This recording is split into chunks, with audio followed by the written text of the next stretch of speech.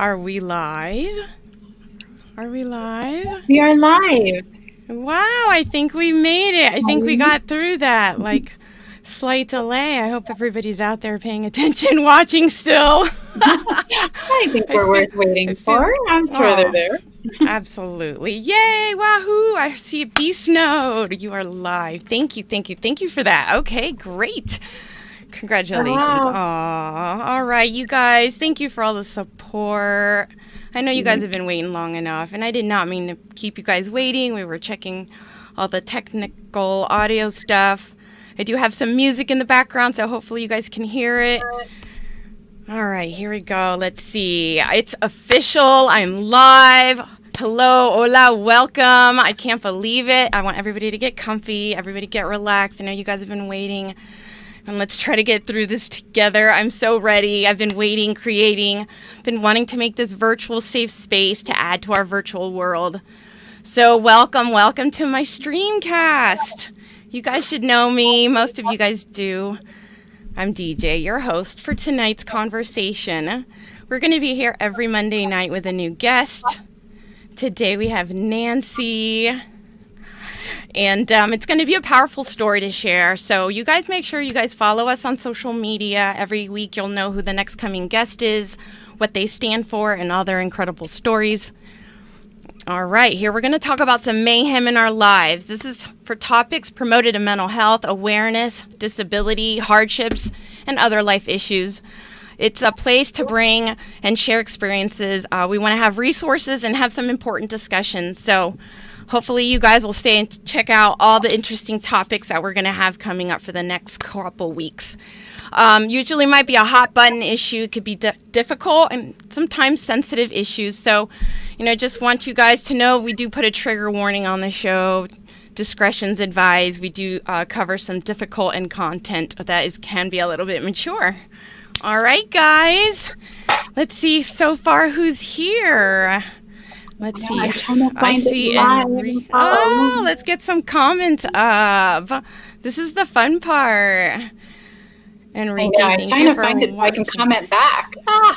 Do you see it? Oh, okay. Well, I can see the comments. I just can't comment back, so I'll just let everyone know. Thank you for being here. Gosh, Darlene, we have the most amazing, supportive, beautiful community. Both of us share, and there's people we don't share, but we have been receiving, since you said you were going live, such love and support.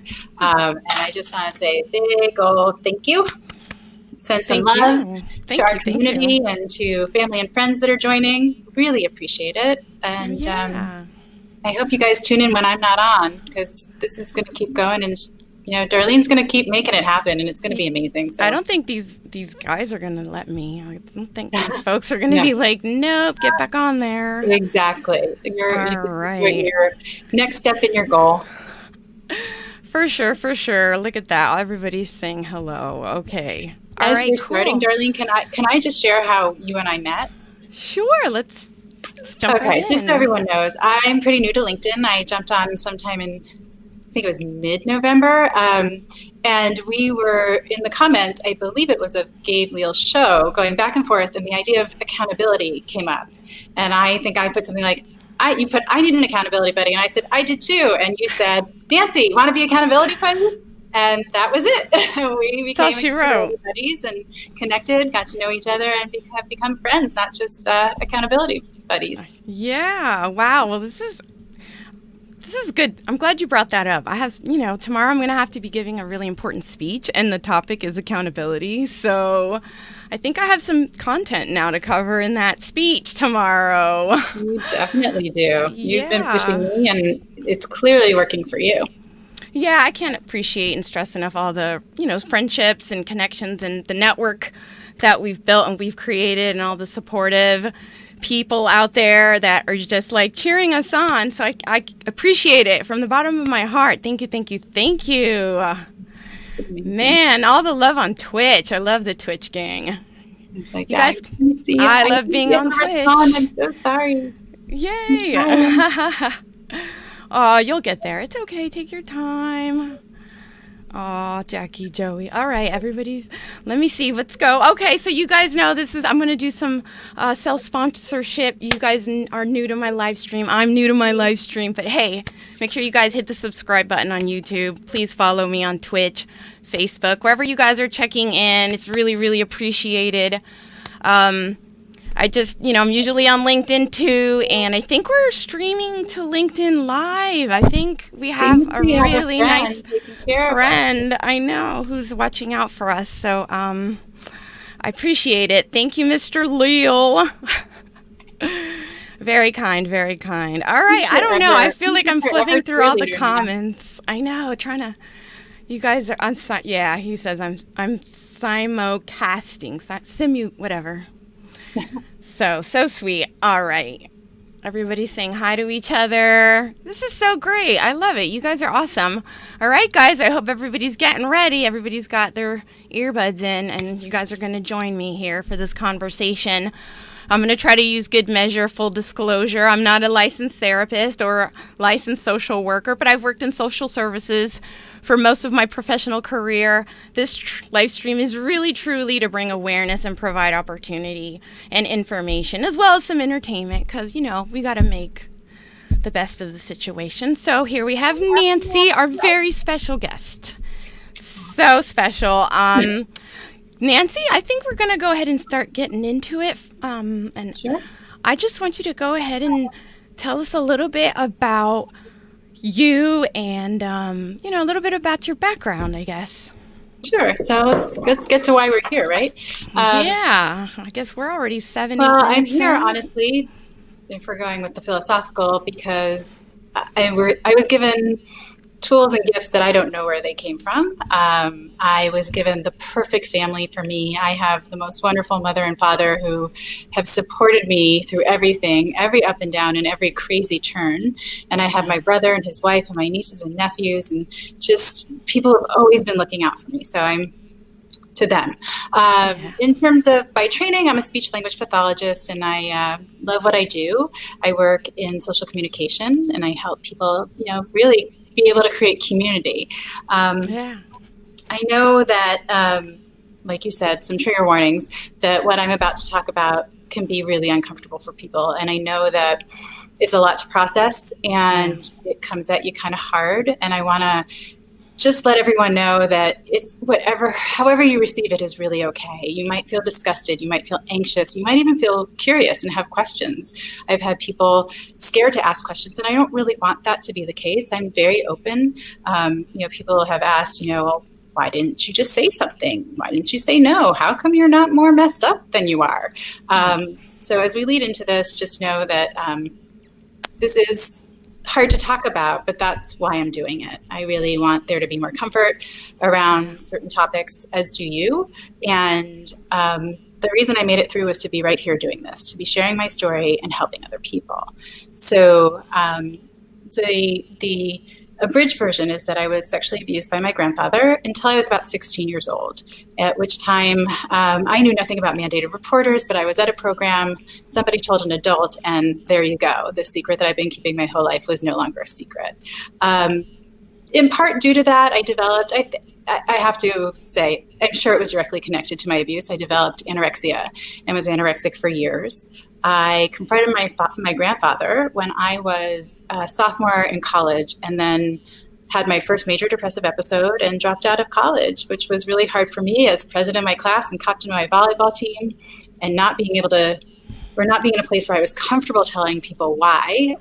Learn to live with that.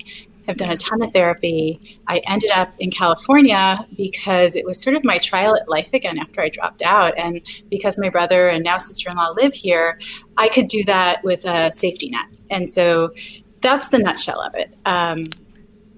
For me, the story is the story. The value in my story is when it reaches others. And the value in my story is if I can speak openly and honestly about it, giving others permission to speak openly and honest about it, and creating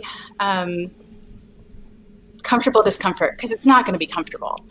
But what I have noticed over the years is we are more comfortable talking about depression. We are more comfortable talking about suicide, PTSD, even bipolar disorder. We really have come a long way, but the needle has not moved at all since I was 16 years old and my abuse first came out. And it's devastating. It's a devastating thing for people who have been through it. And, I would say most people haven't necessarily had a conversation with someone who's been sexually abused about their abuse. And so I'm in a unique position to be able to speak from a place of knowing and understanding. And the reality is, I think most people would say they don't know someone who's been abused. And I would say you don't know someone who's been abused or assaulted. The statistics are staggering. Yeah, you said a lot of great things that, in preparing for this, I wanted to kind of touch on and cover. So, it kind of leads me to a couple questions. And this is something that I did ask when I was kind of, preparing. How do people often respond when they hear your story or when you do finally open up? And then can you tell us a little bit about maybe how we can make people more comfortable in that response when someone does open up? So, I've actually had to ask people. Usually I see some shock and then that whole oh my gosh, you poor thing. And, there is this sense of walking on eggshells, or really people just sort of gosh, I have to process that. That was too much, and not being able to take it all in. And I think it's all the feelings that people are having. The other thing for me to acknowledge is I've had them too over the course of my life related to my abuse and my story. I've been disgusted. I've been curious. I have been anxious about it. I have been, angry. I have had rage. I've had all of it that's coming up for a lot of other people. I've experienced it. So I give you permission to. I mean, this is a lifetime for me of getting used to this. And people are just hearing the story for the first time, maybe the second. No matter what, it's a lot to process. I'm sure a lot of people wouldn't expect something like that. Right. And I think one of the reactions I get is people are curious, not only questions, like I said earlier, but but you're okay? Really? How did you do that? There's just a lot of curiosity about how is it possible? Really, is it possible? And how you did it and what happens. And I alluded to it earlier. I don't know why I was given the voice inside of me that during my major depressive episode when I was at UCLA, one of them, there's a voice inside of me that said, you have to go to class. You have to go to class because you're going to be mad at yourself for fucking this up later. Now, you can ask my mom and dad. I did not move my car, but I did go to class. I had $800 in parking tickets that still is a family joke to this day because I was so depressed. I would go to class, come back. That was all I could do. And that's the other message to people is have a day. Not every day is going to be a good day. And not every day is going to be a glamorous day. And in the healing process, the Healing Spartan Run, as I've started discussing it, because the journey sounds so lovely, but really it's a Spartan run. You're dying, you want to stop, you're muddy, you're gross, you're snotty. It's very not sexy, right? There's the value also in my story is I'm willing to talk about the ugly. I don't want to come and be that person who's I'm great, everything's fantastic, and I'm healed, and it's wonderful, and I'm so happy for everything that's happened. I am grateful for everything that's happened because it made me who I am today, and I like who I am. But there were so many moments of feeling like I wasn't going to make it, not wanting to make it, wanting to give up, crying myself to sleep. All sorts of in between. Right. But it wasn't pretty, but it was worth the work. And I didn't always see that when I was in it. That's the other thing is, I say this looking back. When I was in it, I didn't always see and have gratitude for it. That's, would be dishonest for me to say. At points I did. But there were times when I was I don't want to have to work so hard. When does it get to be easier for me? Why do I have to continue carrying this? And haven't I done enough? Haven't I learned my lessons? When do I get to be free? And the funny thing is it happened little by little. And if you ask me when this felt better and when that felt better, I don't know. I really don't. I just know over time it all sort of moved and it shifted and came to be a place in my book where I could turn the page without the pain that I had with it, without the anger and the shame. Shame is such a strong emotion. Oh, yeah. It's insidious too. So Absolutely. being able to Very. shame, Guilt's another one. yeah, guilt and shame are really powerful, and they will hold you in chains Oh, for yeah. sure. And being able to really find that grace with yourself. I mean, I also acknowledge that every member of my family had to go through their own journey.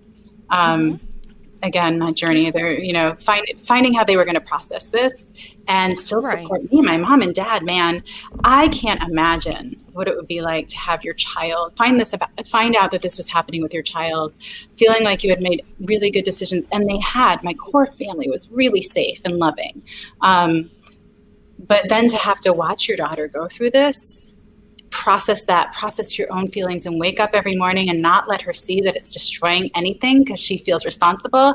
They are, and people who know me know that this is one of the places that brings me to tear, but it's with such gratitude, deep gratitude for the family that I was given. Because lots of people don't have that. They haven't given up. And They're there. They've been there. Always. Yeah. So thank you. Yeah, absolutely. Oh, girl. Yeah. You deserve to be heard. This is important. It's nice to know that you have that family, that support. That is so important. Going through this alone and not having that, I mean, I couldn't imagine. I don't know how long you had to hold that inside and then how long it took you to be able to finally open up and share. But hopefully when you were able to open up and share, it was a positive experience. You could start finding some sort of healing and some sort of like a way to cope a little bit easier and get through that trauma that you were going through.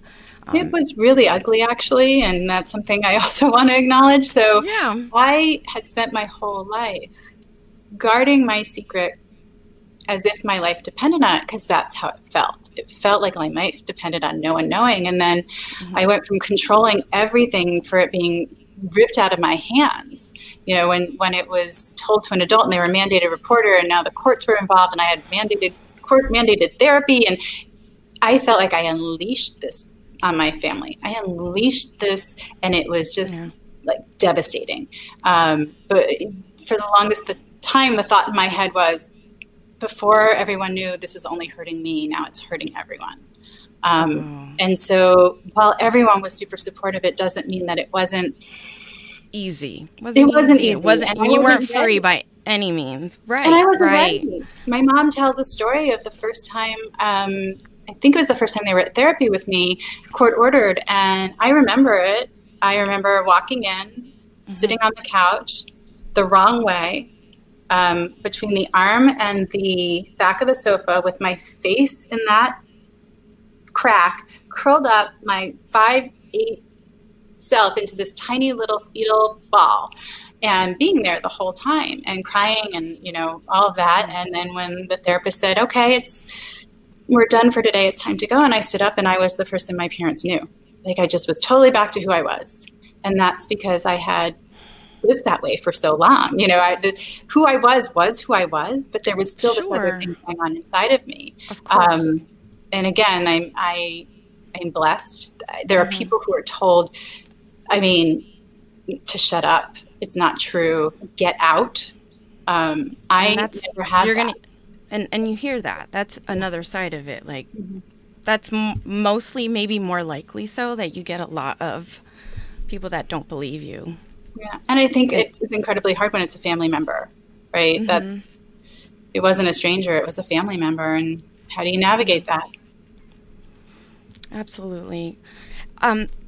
Now, what kinds of things were you going through when you started to feel like, how long did it take to feel free? Like, I want to get through that and start to feel more comfortable, even if it's been a little later in life. I mean, maybe it's still hard now, and that's okay too, right? And that's okay. We're all here, and we're all vulnerable. Yeah. The funny part is, it was, to feel fully comfortable was probably within the last 5 years.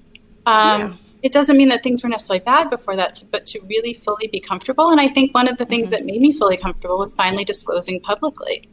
I didn't know that I needed to do that, but I've definitely felt a shift. You know, it's interesting to me because even if from the inside out, and I imagine from the outside in, that it seems like healing from, you know, ongoing trauma of sexual abuse by a family member would be incredibly difficult to get over. And it is, but it's not the hardest part for me. The hardest part for me is the depression. I still struggle with depression, you know, every day. Some days it's better than others, more present than others. I have historically been hard to medicate, and I do believe that has to do because of the changes in my brain due to trauma over so many years. So, you know, I just have had to do a lot of alternative stuff. I do take medication every day. And I think it's another important thing to talk about. If I was diabetic, I would have no shame around taking insulin every day. I need antidepressants for my chemistry to be, you know, in a place that allows me to function. But I did go through therapy and picked up a lot of other tools. And that's the thing is, not everybody needs to walk into a therapist's office. I did. Some people really find their own ways. I think sexual abuse is one of those things that's hard to heal on your own. Because it's really easy to get scared and pull out. But, you know, mindfulness was huge for me to integrate my mind and body and, you know, introduce them back to one another. You know, oh gosh, I can't even think. There's just so many things. I'm not a journaler per se. Like, I don't write every day. I never have been, but I will write usually when my emotions are very high. And usually it's negative. And so I do that. And what's nice is, between that and therapy journals, I always brought a book with me to therapy, and I would take notes because of my trauma brain. I knew I wouldn't remember everything. And so I wanted to have those connections for later. But between my journaling when I was really struggling and then just therapy notes, I have it all. And I have documented my journey in a way that makes progress undeniable. You know, those places when you would say, oh my gosh, nothing's changed, nothing's ever going to change. And, you know, that magical thinking, always, never, you know, those kinds of things. I have it documented, and it's my words on that page. So there's no truer account. I say meditation for the depression yes, I do. And I'm so glad you asked, because I resisted meditation for a really long time. Because I thought it meant clearing your mind of everything. And I'm incapable of that. I am truly, I mean, I am double impatient. I am ADD. I am move, go, or just completely stop. But from a therapist that I worked with, Jessica Oifer, she really brought mindfulness. Other people had tried, but I guess the timing was right for me, and taught me sort of mantra meditation. So I don't have to clear my mind. I just keep coming back to the same thought.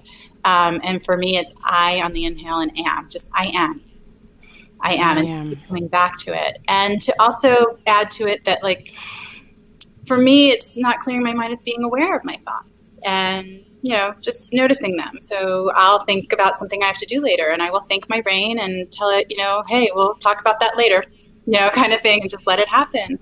My meditation practice is not the same every day. It's not typically when I just wake up. I need to get some things off of my plate before I can really allow myself to relax. I use music. I have to engage all my senses. I have music. I have a candle that has a very strong smell. I have a rose quartz crystal that I actually keep in my fridge so that it's cold.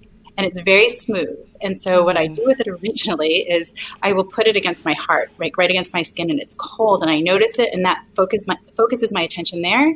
And at some point I realize I don't notice it anymore, and then I take it out, and the smoothness is helpful for me, like to just sort of keep in contact with it to keep me grounded. So for people who are trying to meditate, like, my thing is it has to work for you. Sure. And you're going to get out of it. A few tactics, a few coping skills that are just so wonderful for anyone to use, right? Whether it's meditating or journaling. So, you know, all that. Walking is one of the best things too, by the way. I was taught that by a therapist, that walking, because you're swinging your arms, you have bilateral stimulation of your brain.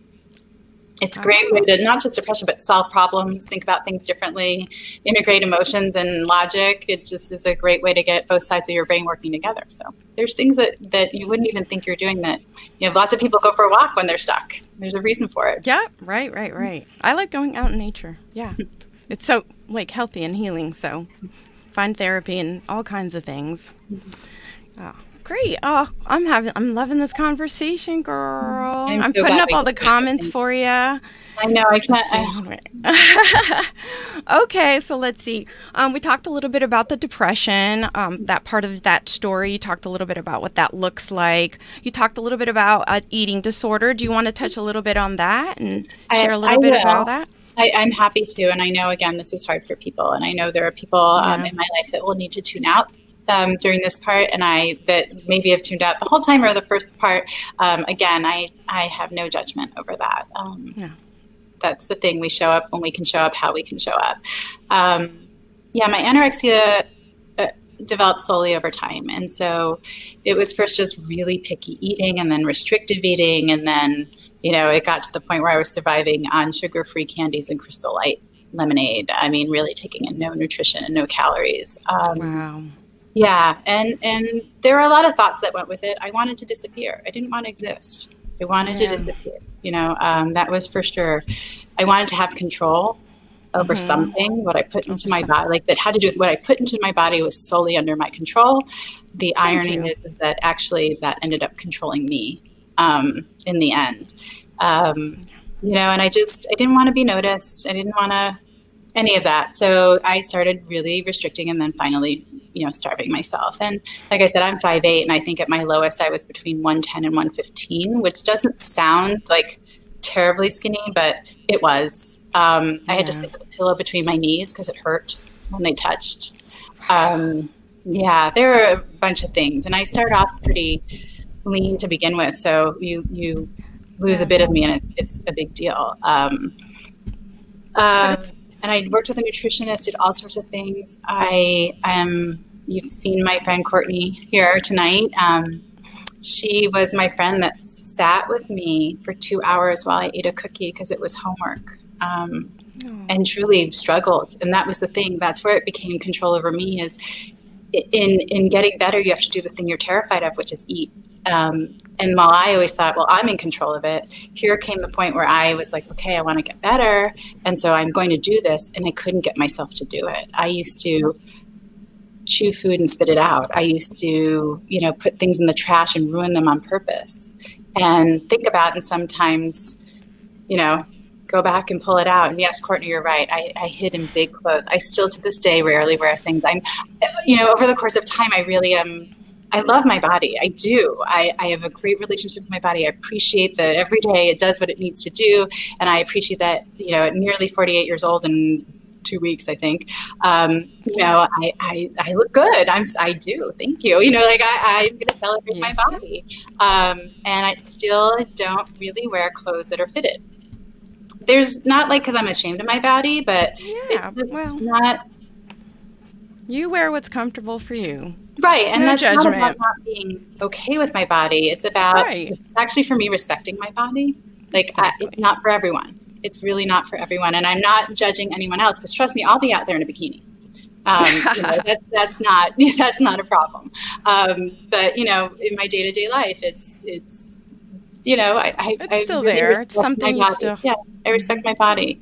And that's one of the ways I show it. But, the eating was, it was quite an interesting part of all of it. And I don't remember how it resolved, but I know that it did.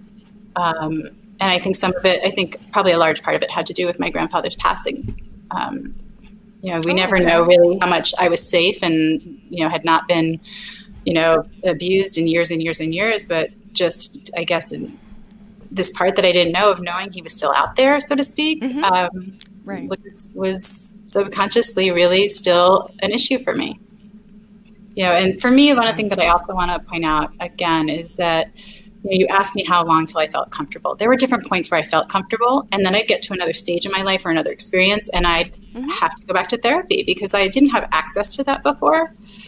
So there were points of being comfortable, and then points of, realizing I needed help again. And even to this day, you don't heal and stop. It's not like you get there and stop. For me, there are still things that come into my mind. So they're not necessarily often, but I know in the last month or so I was working and I looked up and it was 12:15 and I hadn't eaten and I just hadn't noticed. And out of nowhere, this little voice in my head said, you can go an hour longer. And I went, wow, that's my anorexic brain talking to me. Right. I haven't heard from that guy in a really long time. And, the difference is I respond in a healthy way now. I sort of just said to myself, no, and I'm getting up now and I'm going to get food. Like I'm not going to even try to go another hour. My body needs food. But that didn't make me feel like I had failed or undone my progress.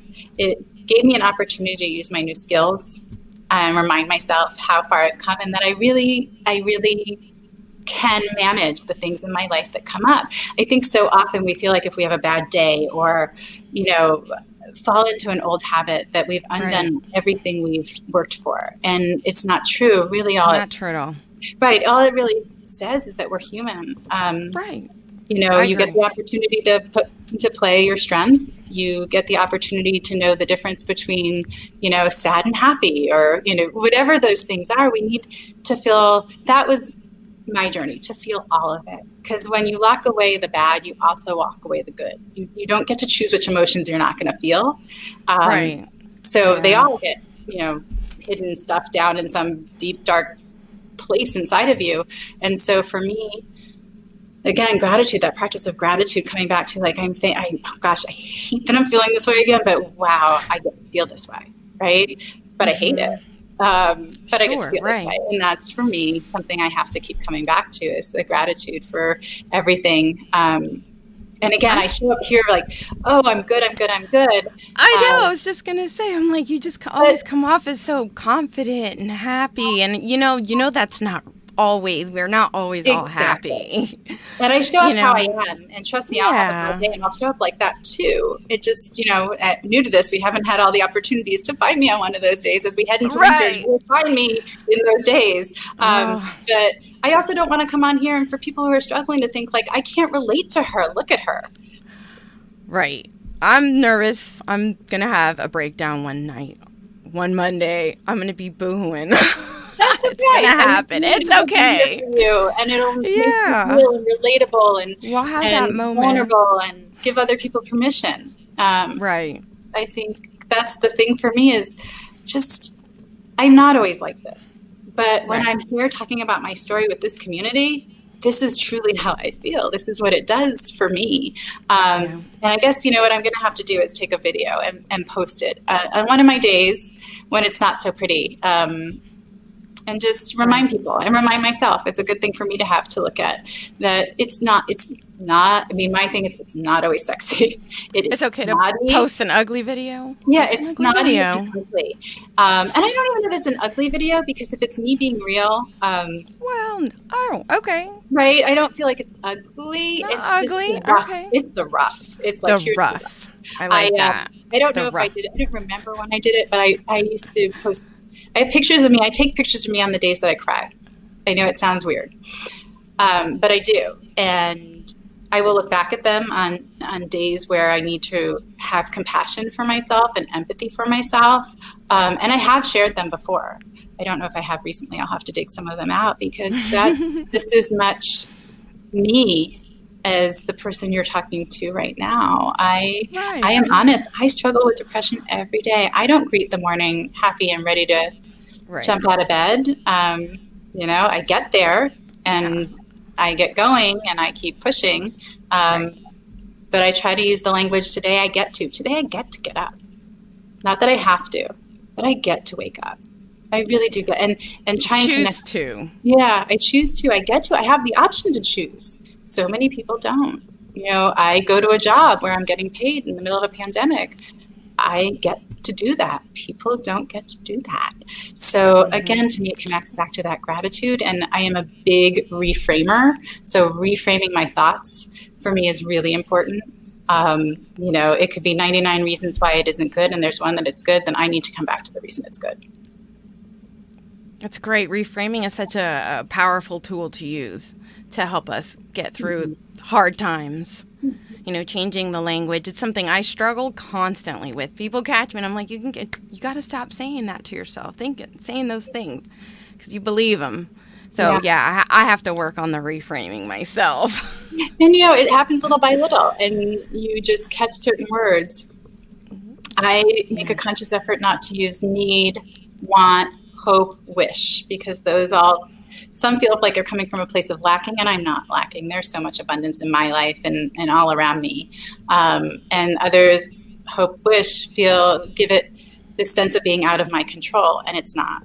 So I really try to use I intend, I desire, I expect, and putting my energy toward really active words. I believe that no word is void. They all have an impact. They all have their own vibration and energy. And so I really try, and this is probably part of my speech pathologist brain that loves language, that really enjoys doing these things and being aware of them. So this is great for all the listeners too. We all need a little extra technique on how we can get through it. Yeah. My other thing, I'm sorry, and I'm not giving you a chance to talk on your own show. No, go ahead, girl. Take the mic. I'm nervous. My anxiety, my throat is right here. You're doing amazing. I mean, I told you today, it's you and I having a conversation like we always do, and you just always have the insight and the calm and the love that is supportive and non-judgmental, and that's just a beautiful thing. Not everybody has that, Darlene. So, I'm always here for you. You're smiling or crying. Thank you. And I know that. I know that to be true. What I was going to mention is visualization. Okay. Let's talk about that. Yeah. So visualization is a tool that I use for manifestation, for sure, for things I desire to happen. And I try, when I do it, there's a really clear picture. I want to know what I'm wearing. I want to know the temperature of the room. I want to know what the people around me are wearing. Is there a smell? What's happening? What am I saying? What are you saying? In every detail. But it also is something I use when I'm really down. My visual in my head is that I like end up in this deep, dark pit. And every time I climb out, I end up back down there, but it's deeper the next time. And so over time, what I created was that, I sit in the dark and I feel around. And what I'm looking for is my ladder. I'm looking for my ladder in the dark. And then I find it. I always visualize finding it and putting it up. And it's just high enough for me to get out. Every time, even though I feel deeper, and I use my ladder and I climb out. And some days I get 3 up and then fall off. But eventually I use that ladder and I really visualize using that ladder to climb out of my pit. Because that's how it feels. I feel like I'm in the bottom of the deepest, darkest pit. And why bother if you're just going to end up back down here again? I'm going to have to try that. Yeah. So that I'm susceptible to the same self-talk in my head that everyone else is. I have that inner critic, but I need to allow my inner cheerleader to take the front and center position on stage. She needs to be louder than any voice in my head. Oh, they're so sweet. Look at LinkedIn fam is love. I don't know what's going on LinkedIn. I've not even seen, and so I feel like I know our conversation's going so good. I love listening to you and everything you have to share. It's just so important and so valuable and so meaningful. I just could go on and on. I feel like I'm not really doing the hosting seat any favors, having a guest like you with the story. So you're giving me space. And one of my 2021 vision board goals was to get as much FaceTime, talk time, airtime, whatever it is, to tell my story in as many different places as I can, as many times as I can. And you also know that my other 2021 goal, because you are my accountability buddy, is writing a book. And I am in the process of doing that now. I actually have written an excerpt for a book that Nadine Joy is putting together. I don't have any information yet about when it will be released, but I will have some writing in there. It actually sent me back to contacting 3 of my therapists and thanking them. Wow. They are my angels. There are 3 different therapists that at different points in my life really gave me the ability to go on and learn and grow. Absolutely.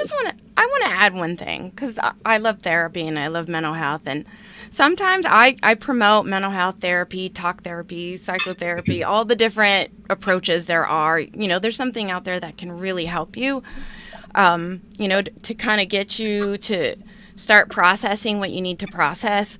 But not every therapist is going to be the therapist. And it's going to take a couple that you find that's really going to help you. So I want to encourage people that if they've been to therapy in the past and it didn't work out for them, don't be scared to find another therapist that can help them through their problems and their issues. Because there's going to be somebody that you can really get along with, really say, okay, this is I can really let it out with you. Yeah. And it's okay. I know that you're going to be there to catch me. And I want to add that. Therapy. I'm guilty of lying in therapy. I'm guilty of coming in and bringing something up that sounds really like it could use some therapy. And we can talk about it the whole session, and it seems like we're doing really well. And I walk out and I'm like, haha, you didn't catch me. We didn't talk about anything I don't want to talk about. Right. And actually the excerpt that I wrote for this book, for this chapter, is exactly on that. You're kind of we're so in sync here, is about finding a mental wellness professional, the uphill battle it can be. Typically you're reaching out when you're not in a good spot, and the effort it takes sometimes feels insurmountable. You have to make a phone call. You have to leave a message. Someone calls you back. They only have daytime appointments. You're working during the day. You can't afford their fee. Whatever it is, it's just, it can be really exhausting, overwhelming. Forget it. Nobody cares about me. How it feels. I mean, it's so disheartening. Absolutely. And that's unfortunate about our mental wellness system. But the other thing is, how do you know when it's your therapist? And so that's sort of what I shared a bit of in this excerpt. And I will share with everyone that I've always made the therapy space mine. And my most favorite example of how you know it's your therapist is that you really don't want to lie to them. And you feel comfortable with them being you and saying what you need to say. And my example of that is I was working with Jessica Oifer here in LA, and her office was across the street from a Dunkin' Donuts. And I was having a particularly sour, ugly day. And so I stepped into Dunkin' Donuts and I bought a dozen donuts. And I went over to my appointment, and she opened the door, and I'm standing there with this box of a dozen donuts, and I know I was exuding why she didn't slam the door in my face is a wonder, because I was dangerous at that point. I look at her with this box of donuts and I say, "You're going to eat these with me, bitch." And she looked right back at me and said, "Did you get chocolate?" And sure enough, we walked in and ate donuts on the floor of her office that day. And those are the places, those are the times that I could say that. And I knew it was okay. I knew she would understand.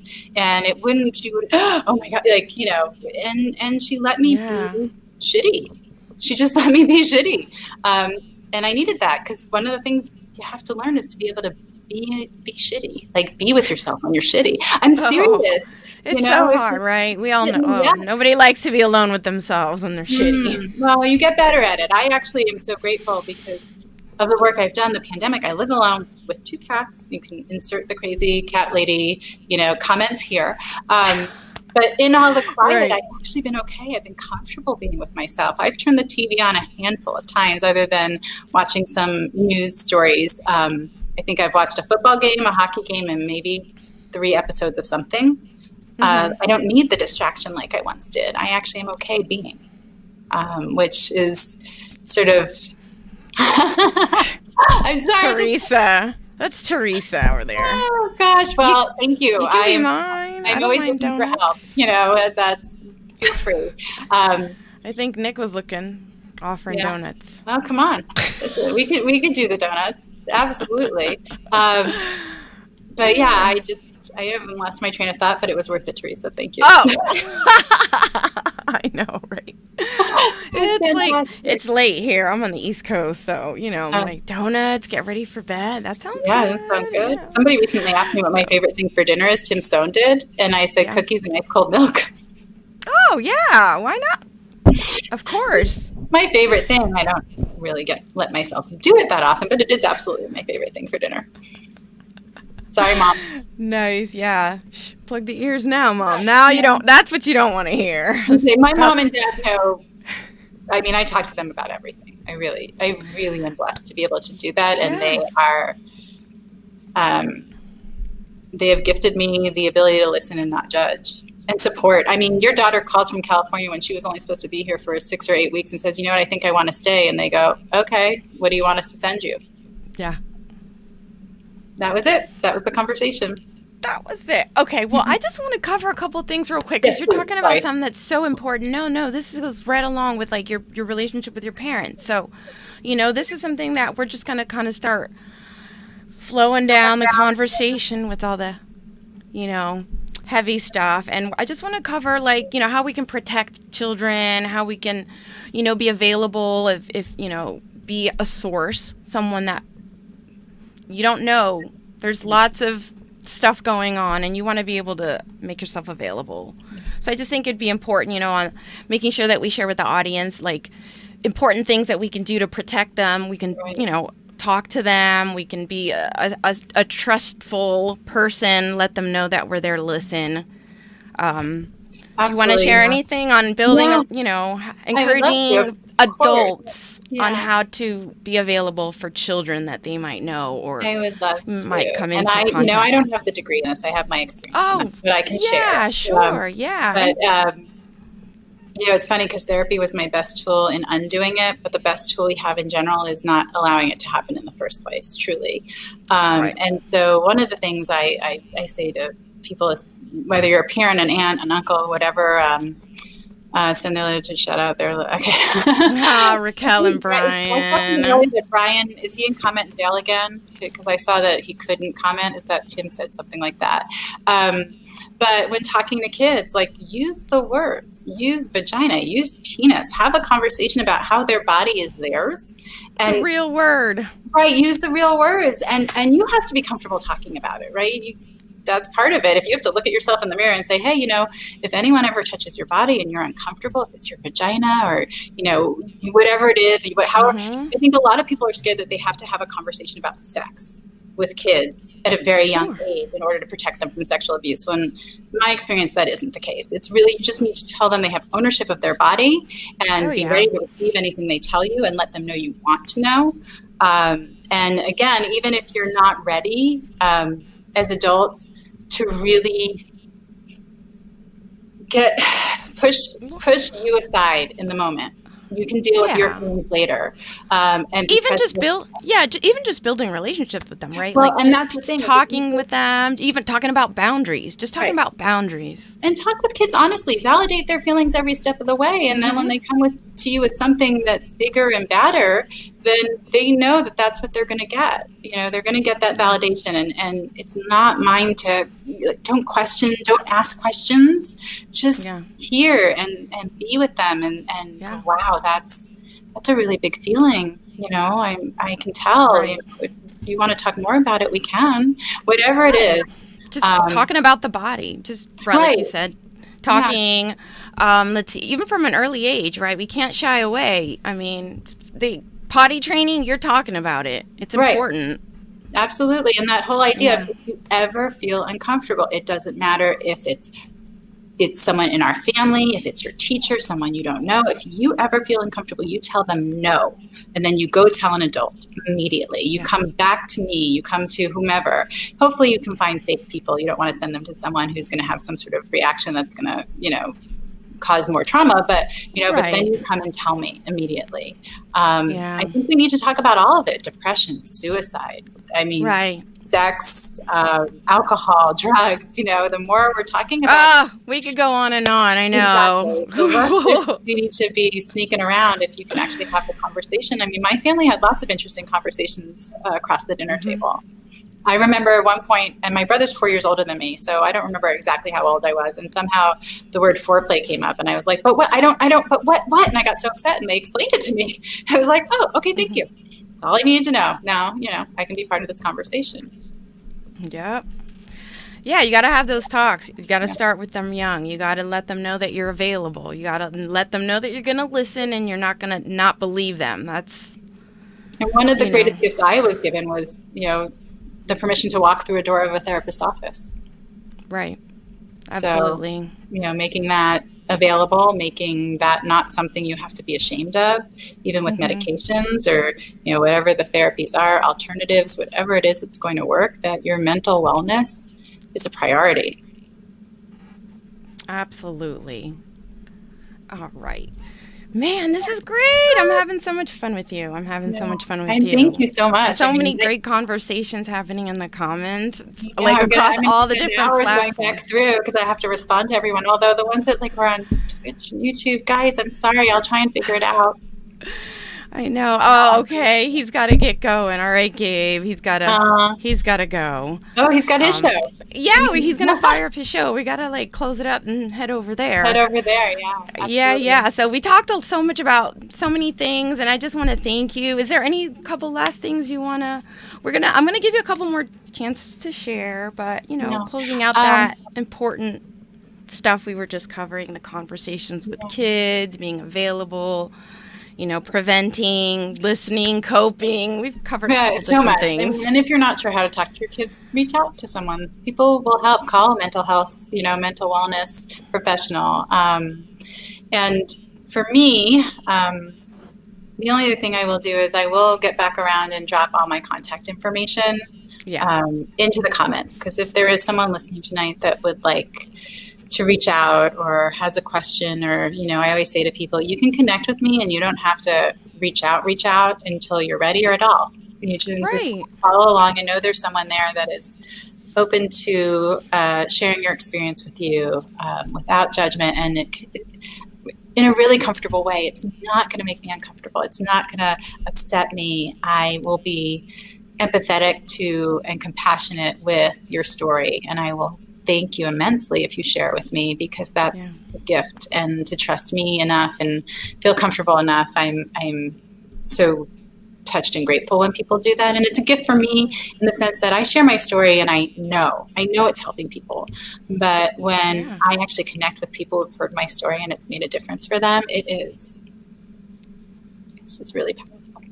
It is. Thank you for sharing. Thank you for being here. You are just such a beautiful person with this amazing, powerful story. And,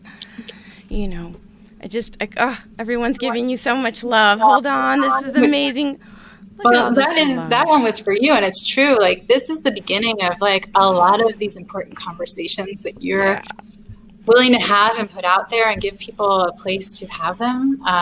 That is huge, girl. You coming from someone who is here because of just that reason, a desire and need, and to be with someone who can respectfully and compassionately allow that to happen. That's, like I told you earlier, that's not something everyone can do. That's one of your gifts.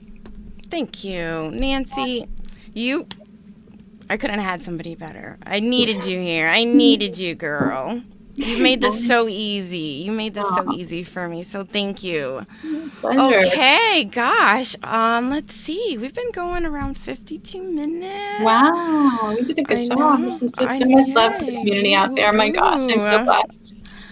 I did it. Ooh, we did it. We did it. All right. Next Monday. I know. I'm going to be. You did it. That was awesome. Did it. This week's going to fly by and then I'll be back. Okay. So that's all right. Well, this broadcast, you guys, is intended to highlight the often silent voices of those that need assistance and are on a mission to create a better society. So Nancy, thank you so much for your bravery, your courage, being here, being vulnerable, helping others shed that shame that we've talked about a little bit tonight. Understanding that, we don't need to feel guilty. It's not your fault when you go through those things, when you're going through those emotions. It's okay to open up. It's okay to share. There's people out there that you can reach out to, like me, Nancy, and so many of us, out there available. I really validate your experiences. I want to honor your story, and I really want to hold space for them. So I thank you for just being such an amazing first guest. My pleasure. I just, appreciate it. So if you want, if we're going to close it out, I got to figure out how. just, next Everybody week. wants to jump I know. over to the show. Keep it going. Yeah, no, everyone's going to go. You guys know you can connect with me, LinkedIn, Twitch, Facebook. You guys can reach out to Nancy, LinkedIn, Yeah, Facebook.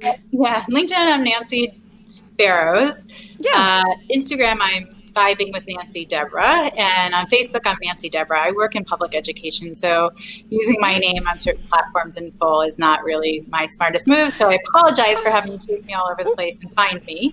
Yeah. But like I said, I will in comments and posts just make sure that that's out there so people can find me. Okay, great. We're gonna definitely get that into the comments section. Let's see, hit the end broadcast, but thank you, Tim. Is that it? Like, hit the button. I'm gonna hit the button. Tim is such I love you guys. All right, well, I want to say one more thing. This is for next week's guest. You guys are not gonna want to miss this. I will be back next week with an amazing guest, Mr. Daniel Hall. We're going to be discussing his life experiences with foster care as a young child and him being adopted. We're going to dig a little bit into his personal mayhem and how he became a successful software developer for multi-million-dollar companies. He's also an award-winning foster parent, and he's a certified trainer for individuals that want to be foster parents through his local state. He found love and support through his wife, and he's become an amazing father to 6 special children who were also lovingly adopted. So next week, no one's going to want to miss that. We're going to have a nice, great chat with him. He's going to explain to us what kindness looks like and the meaning that size does matter. Size does matter. So we're going to find out what he means by that. So you guys will definitely want to be here next week. I really appreciate everybody for tuning in. And you guys have a great night. Thank you so much. Yay.